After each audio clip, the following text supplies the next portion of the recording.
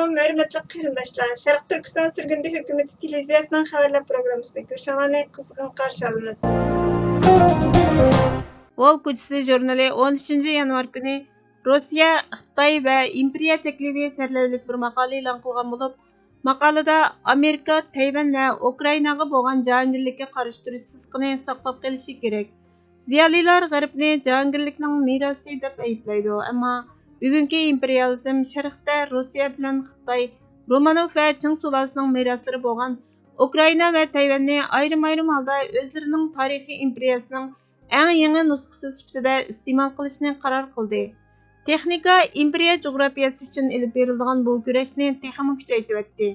Yuqori darajadagi boshqarilgan bomba, avtomatik qurol sistemasi, axborot urushi davrida termoyadro bombasiga ahamiyat berish azayganlikdan cho'ng kuchlarning urush qilishi butunlay tasavvurga aylanib qoldi. Xitoy bilan Rossiya imperiya kurashining mushuninga o'xshash nodir ko'riladigan xatarni ko'rsatib berdi. Nikson hokimiyatining Xitoyni Sovet ittifoqiga qarshi o'ynaganidek, Rossiyani Xitoyga qarshi o'ynash butunlay xiyoldan iborat. Baydenning Rossiyaning Germaniyaga tutishadigan Shimoliy iqlim 2 tabiiy gaz turbi yo'liga qarshi turishidan voz kechishiga berilgan mukofot 100 ming Rossiya askarining Ukraina chegarasiga qarab ilgirilishi bo'ldi. Davlat bexatarlik maslahatchisi Henry Kissingerning 1971-yili Beyjingga qilgan maxfiy ziyorati Xitoy Sovet chegarasidagi harbiy jiddiylik orqa ko'rinishida elib berilgan. Xitoy u chog'larda Amerikaning yordamiga muhtoj edi. Bugungi kunda Rossiyaning buningga ehtiyoji yo'q. Xitoyning O'rta Osiyodagi davlatlarga iqtisodiy va bexatarlik jihatda yordam qilganligi aniq. Ammo Putin G'arb uchun tahdid bo'lgan diktator tuzumiga ega Xitoyni o'ziga tahdid deb qaramaydi. Xitoy bilan bo'lgan tangqonliqni saqlab qolish uchun G'arb bilan bir safda turishga ehtiyojliq emas. Putinning G'arbga taqobil turish uchun Xitoyga ehtiyoji bor. Shunga Moskva chegarasiga 300 ingliz mili keladigan Ukrainada va Rossiyaning poytaxti bilan yaqin munosabatda bo'lgan Belarusda demokratik dushman hokimiyat qurishni o'ylaydi. Biz potensial va yangidan gullanadi deb qaragan demokratik davlatlarni Putin Rossiyaning fathidan keyingi cho'ng bir kuch bo'lgan Sovet ittifoqining bir parchasi deb qaraydi. Ukraina Kivan Rusning tug'ilgan yeri bo'lsa-mu, ammo 18-asrning oxirlarida Rossiyaga tava bo'lgan. 1918-yilga kelganda mustaqilligini e'lon qilgan.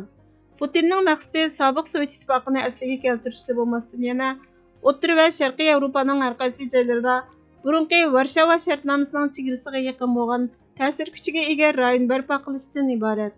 Putinning modeli qarindosh kommunistik partiyalarning vasitasi bilan boshqarishdan ziyoda Berlindan sharqda va sharqiy janubgacha bo'lgan davlatlarning Moskvaning manfaati nuqtasidan qaysi qizil siziqlardan o'tmaslikni bilalaydigan keng ko'lamdagi finlandiyalashtirish shaklidir. Tabiiy gaz turbi yo'li, axborot harakati, tashkillik jinoyat, dezinfeksiya qilish va to'xtamay o'zi keltirib chiqarilgan krizislar 21-asrdagi Rossiya jahongirligining quroli. Hozirgi krizis Ukraina, Belorussiya va Bosniya. Belarusiyadagi O'rta Sharqdan kelgan ko'chmanlar Putinning yaloqchisi prezident Aleksandr Lukashenko tomonidan Poloniyaga qarshi turish uchun qurollantirildi. Balqonning g'arbida Sirp rahbari Milorad Dodik Rossiya va Xitoyning yordami bilan Bosniya Hersegovinani parchalash uchun tahdid soladi. Rossiyaning maqsadi oldingi asrlarda Rossiyaning markaziga harbiy tajovuz qilgan kuchlardan intiqom olish, o'zini Yevropaga kuch vositasi qilib qistirish. Tarixda jahongirlikning sababi ishonchsizlik bo'lib, Ukraina asrlardan beri Rossiya va Sovet imperializmining markazining bir qismi bo'lgan bo'lsa, Tayvanmi 1894-yildan 1895-yilgacha elib berilgan Xitoy-Yapon urushi mezgilida Xitoyni Tayvanni Yaponiyaga berishga majburlaganga qadar Ching sulolasi tomonidan bo'ysundirilgan edi. Beyjingning qarashicha Tayvanning ig'dorchiligining Xitoyning ilkida bo'lishi G'arbning va Yaponiyaning tarixiy bir Xitoy imperializmi bo'lgan Ching sulolasining sha'niga dog' tekkizishning haqliq ekanligini isbotlaydi. G'arb tarixdagi mustamlaka harakatlaridan kechirim so'rasa, Rossiya va Xitoy tarixdagi bo'ysundirish va fatihlardan g'ururlandi. Agar Xitoy va Rossiya imperializmdan faxrlanmagan bo'lsa, ular bugun Tayvan va Ukrainaga hukmronlik qilishga urinmagan bo'ladi. Xitoyga nisbatan Ominning Xitoyning qo'yniga qaytib kelishi, Hong Kongdagi rayimsizlarcha bostirish va boshqa Mong'oliyaga iqtisodiy hukmronlik yurgizish Tayvanni O'rta podshohlik imperiya jo'grafiyasidagi g'oyib bo'lgan birdan-bir parchaga aylantirib qo'ydi. Tibet bilan atalmış Şinjan burunqi Çin sulalısının işğal mirasıga vekillik qiladi. Hozirgi masala imperializmning o'zila emas.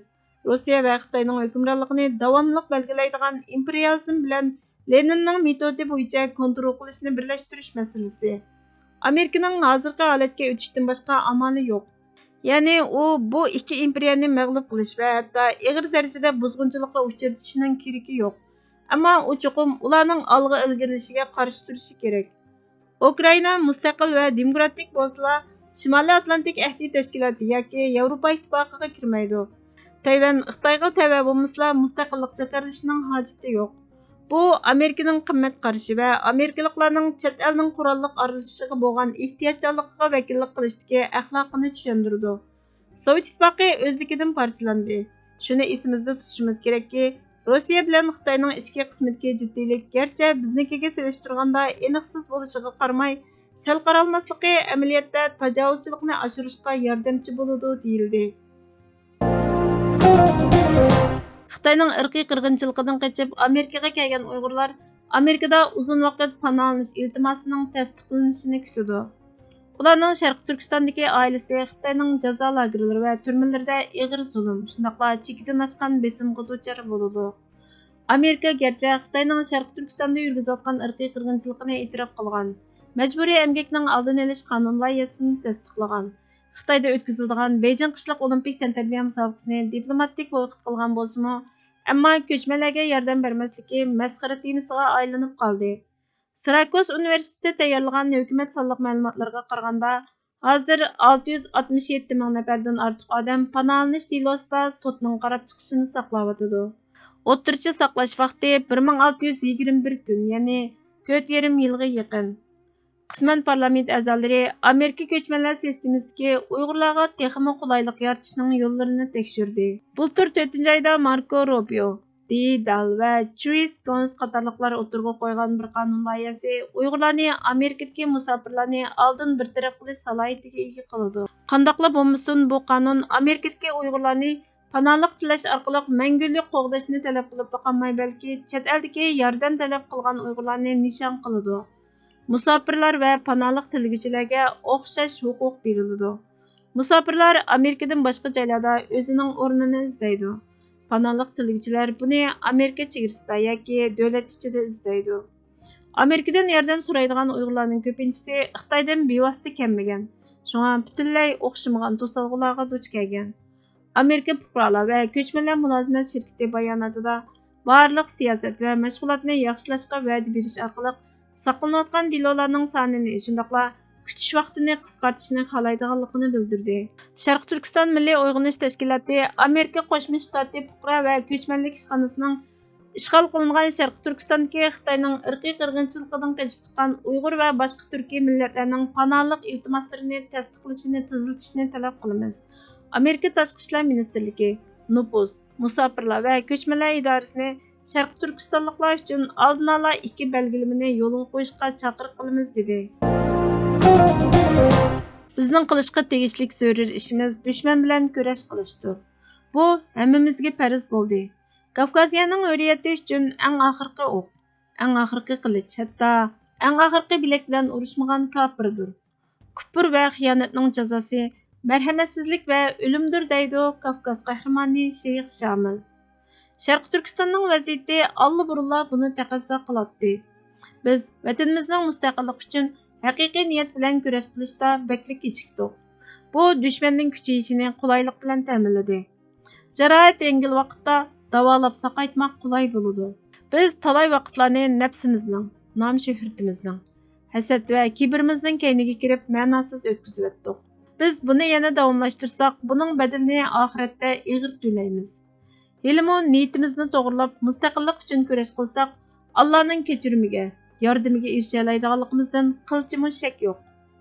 Musulmon Allohdan hech bir zaman umidini uzmaydi. U qudratlik mehribon Alloh o'ziga samimiy yaqinlashganlarga o'z karomatini ko'rsatganligiga va'da berdi. Hammamiz iymonimizni amalimizda namoyon qilaylik. Mustaqillik uchun kurash qilmagan g'ofildir, xoindir, jahildir. Hürmetli görürmenler, xabarlarımızı kökün Allah için köp rahmet. Келер кытымкы программабыз көрүшкүчө Аллага аманат болгуйсузлар.